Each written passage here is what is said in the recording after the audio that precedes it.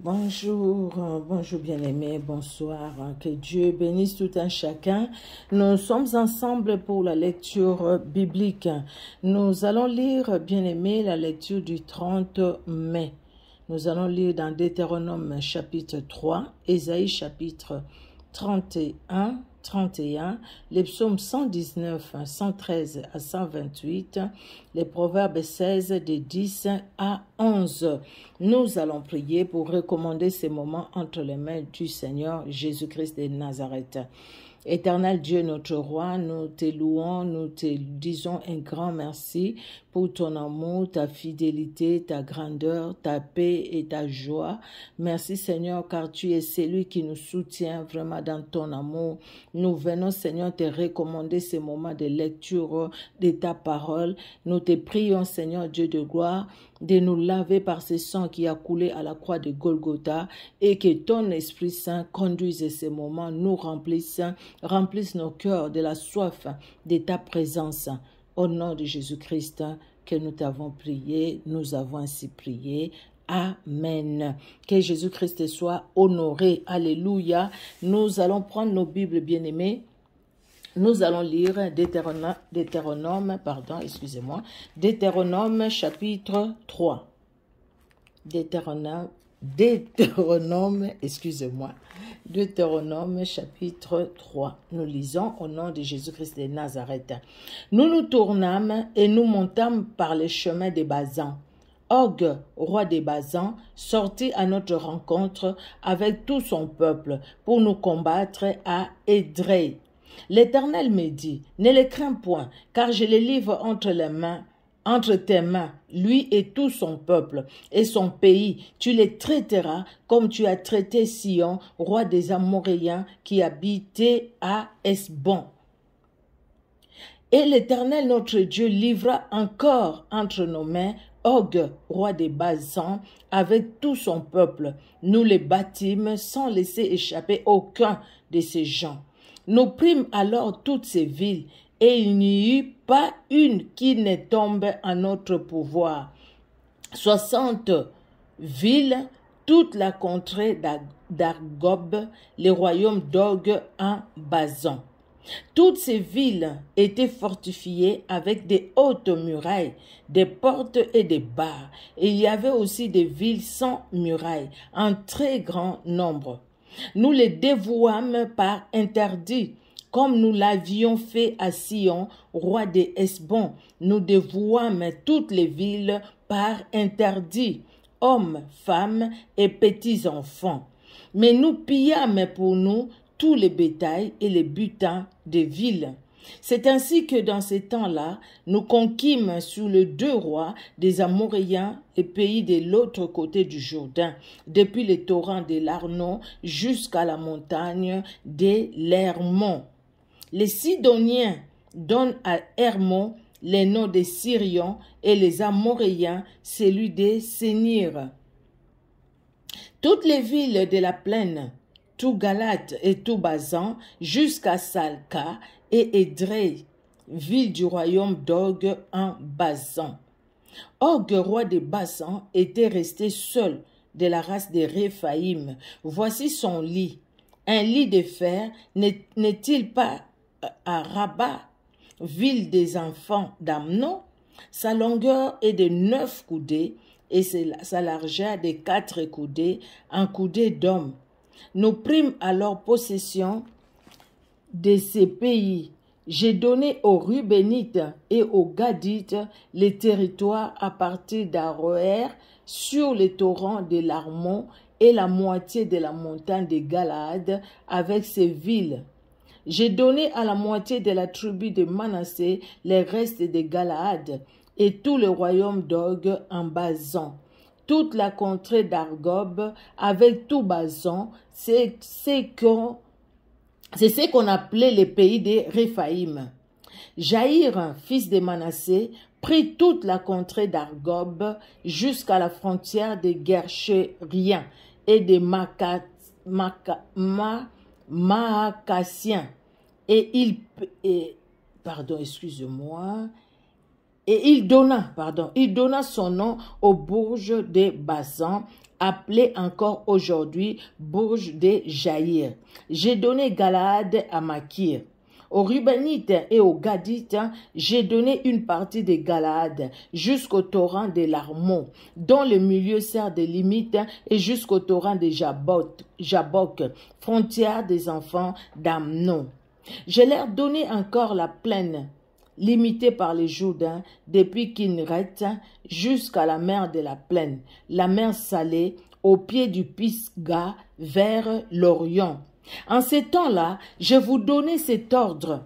L'Éternel votre Dieu vous livre ces pays pour que vous les possédiez. Vous tous, soldats, vous marcherez en armes devant les enfants d'Israël.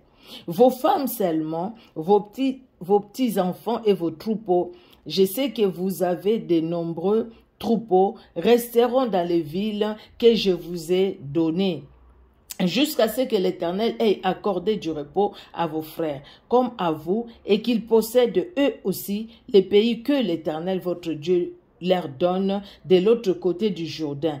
Et vous retournerez chacun dans l'héritage que je vous ai donné. En ces temps-là, j'ai donné des ordres à Josué et j'ai dit, tes yeux ont vu tout ce que l'Éternel votre Dieu a fait à ces deux rois. Ainsi fera l'Éternel à tous les royaumes contre lesquels tu vas marcher. Ne les craignez point, car l'Éternel votre Dieu combattra lui-même pour vous. En ces temps-là, j'implorai la miséricorde de l'Éternel en disant, Seigneur, Éternel, tu as commencé à montrer à ton serviteur ta grandeur et ta main puissante, car quel Dieu y a-t-il au ciel et sur la terre qui puisse imiter tes œuvres et tes hauts faits? Laisse-moi passer, je te prie, laisse-moi voir ces beaux pays de l'autre côté du Jourdain, ces belles montagnes et le Liban. Mais l'Éternel s'irrita contre moi à cause de vous, et il ne m'écouta point. L'Éternel me dit, c'est assez, ne me parle plus de cette affaire. Monte au sommet du Pisga, porte tes regards à l'Occident, au nord et au midi et à l'Orient, et contemple de tes yeux, car tu ne passeras pas ces Jourdains. Donne des ordres à Josué, fortifie-le et affermis-le, car c'est lui qui marchera devant ses peuples et qui les mettra en possession du pays que tu verras. Nous demeurâmes dans la vallée vis-à-vis des bêtes Péor. Waouh! Moïse, quelqu'un qui parle avec Dieu, il supplie Dieu pour une décision que Dieu a prise. Dieu lui dit, assez, on ne parle plus de cette affaire, tu n'entreras pas dans la terre où coule, là où coule le lait et le miel. De loin, regarde tout simplement, tu n'entreras pas. Tout simplement, Dieu lui dit, parle au rocher. Lui, il frappe les rochers parce qu'il était en colère à cause des enfants d'Israël. Vous voyez que les autres peuvent nous amener à pécher et ces péchés-là, ça peut nous priver aussi beaucoup de choses. C'est pourquoi nous devons faire attention. Écoutons plutôt le Saint-Esprit et pas les autres. Même s'ils nous menacent, mais écoutons le Saint-Esprit. L'exemple vraiment de Moïse, quand nous le regardons là, quand nous lisons la Bible, nous disons, oh mon Dieu, tu pouvais avoir pitié de lui, mais Dieu est souverain. Il connaît Moïse plus que nous et il connaît toutes choses plus que nous. Donc, il fait ce qui est bien de faire, ce qu'il veut faire aussi, il le fait parce qu'il est Dieu. Ésaïe 31. Ésaïe chapitre 31. Malheur à ceux qui descendent en Égypte pour avoir du secours, qui s'appuient sur des chevaux et se fient à la multitude des chars et à la force des cavaliers, mais qui ne regardent pas vers les saints d'Israël et ne recherchent pas l'Éternel. Lui aussi, cependant, il est sage. Il fait venir les malheurs et ne retire point ses paroles. Il s'élève contre la maison des méchants et contre les secours de ceux qui commettent l'iniquité. L'Égyptien est homme et non Dieu. Ses chevaux sont chairs et non esprit. Quand l'Éternel étendra sa main, les protecteurs chancellera, les protégés tombera, et tout ensemble, ils périront. Car ainsi m'a parlé l'Éternel, comme les lions, comme les lionceaux, rugissent sur sa proie, et malgré tous les bergers rassemblés contre lui, ne se laissent ni effrayer, par leur voix, ni intimidés par leur nombre. De même l'Éternel des armées, descendra pour combattre sur la montagne de Sion et sur la colline. Comme les oiseaux déploient les ailes sur leur couvée, ainsi l'Éternel des armées étendra sa protection sur Jérusalem. Il protégera et délivrera. Il épargnera et sauvera. Revenez à celui dont on sait profondément détourné, enfants d'Israël. En ces jours, chacun rejettera ses idoles d'argent et ses idoles d'or que vous vous êtes fabriqués de vos mains criminelles. Et l'Assyrien tombera sous un glaive qui n'est pas celui d'un homme, et un glaive qui n'est pas celui d'un homme, et un glaive qui n'est pas celui d'un homme les dévorera. Il s'enfuira devant les glaives, et ses jeunes guerriers seront asservis. Son rocher s'enfuira d'épouvante, et ses chefs trembleront devant les bannières, dit l'Éternel, qui a son feu dans Sion et sa fournaise dans Jérusalem. Alléluia. Des paroles très fortes. Hein? Vraiment, le Seigneur veut que nous puissions nous appuyer que sur lui. Que sur lui. Il dit, tu vas t'appuyer sur l'Égypte, tu t'appuies sur les hommes. La Bible dit, l'Égyptien c'est un homme et non Dieu. Ses chevaux sont de chair et non esprit. Vous voyez? Quand l'Éternel étendra sa main, les protecteurs chancellera, les protégés tombera. Et tous ensemble, ils périront. Ça fait peur, non? Tu t'appuies sur quelqu'un, le Seigneur étend ta main, la personne sur qui tu t'appuies périt. Cette personne-là peut mourir, cette personne-là peut manquer l'argent, cette personne-là peut tout manquer, la santé et tout. Et toi, qui t'appuyais sur cette personne-là, toi aussi tu tombes, parce que la personne est tombée. Toi aussi tu tombes. C'est pourquoi la Bible nous demande de nous appuyer sur le Seigneur, parce que lui, il chancellera jamais, lui ne tombera jamais, jamais, jamais. Il ne tombera, il est Dieu et il le restera éternellement, il est Dieu. Nous allons dans les psaumes 119, nous allons lire les versets 113 à 128. Les psaumes 119, voilà, 119. 113 à 128, excusez-moi, 113 à 128, 100, c'était 112, 113. Je hais les hommes indécis et j'aime ta loi. Tu es mon asile et mon bouclier, j'espère en ta promesse. Éloignez-vous de moi, méchants, afin que j'observe les commandements de mon Dieu. Soutiens-moi selon ta promesse, afin que je vive et ne me rends point confus dans mon espérance. Sois mon appui pour que je sois sauvé et que je m'occupe sans cesse de tes statuts. Tu méprises tous ceux qui s'écartent de tes statuts, car leur trompette est sans effet. Tu enlèves comme de l'écume tous les méchants de la terre. C'est pourquoi j'aime tes préceptes. Ma chair frissonne de l'effroi que tu m'inspires et je crains tes jugements. J'observe la loi et la justice. Ne m'abandonne pas à mes oppresseurs. Prends sous ta garantie les biens de ton serviteur. Ne me laisse pas opprimer par des orgueilleux. Mes yeux languissent après ton salut et après la promesse de ta justice. Agis envers ton serviteur selon ta bonté et enseigne-moi tes statuts. Je suis ton serviteur, donne-moi l'intelligence pour que je connaisse tes préceptes. Je suis ta servante, Seigneur, donne-moi l'intelligence pour que je connaisse tes préceptes. Il est temps que l'Éternel agisse, il transgresse ta loi. C'est pourquoi j'aime tes commandements, plus que l'or et plus que l'or fin. C'est pourquoi je trouve juste toutes tes ordonnances.